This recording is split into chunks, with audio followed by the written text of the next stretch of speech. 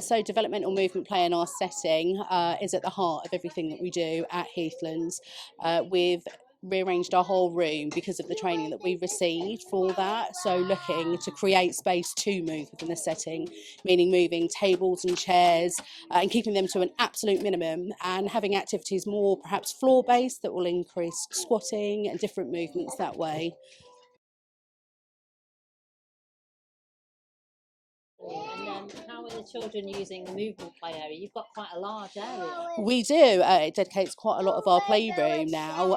It's used every day and they love it. It's a space where they really are the pilot in their own play, and we just follow their lead as play partners and go along with what they do.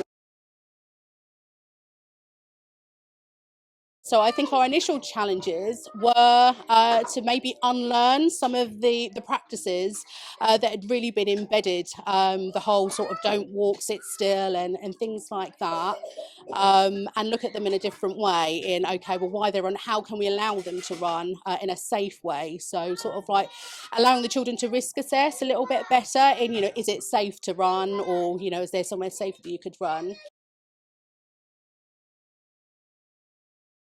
Okay, so we're all at different levels in our training of what we've received in DMP. And I know initially some of the people that haven't had the training are quite nervous about what's expected of them to do in the area.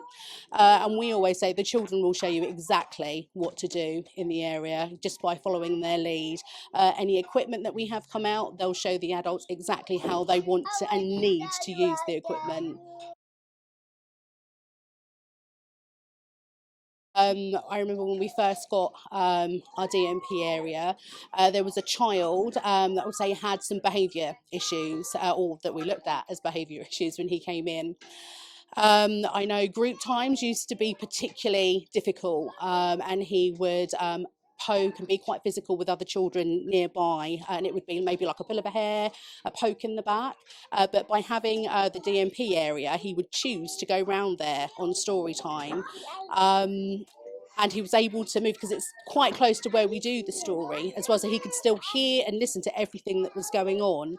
But it shows me and it taught me that he needed to move. He didn't want to be sat listening, because I think that's one of the biggest things that I've learned from the training, that sitting still and looking meant listening, and it didn't. I saw this little boy, he was on there and he was moving and he was reenacting the story that he could hear on the carpet next to him. So he was taking it in everything, but he was just listening in a way that his body needed to, and probably listened more so to if we'd actually encouraged him to sit and listen and look and be still. So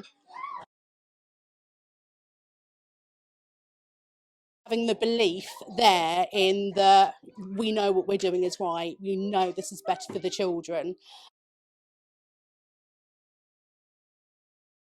It was lovely watching how the play started on here, and then they would disappear, and then they'd come back, and then Yeah, that what you said about it being the heart of everything here. It just feel like it is definitely, a yeah. continuation of whatever Everything else is, and I think it's just an area that the whole preschool does, but it's an area that just belongs to them, and the set, it feels like it's theirs.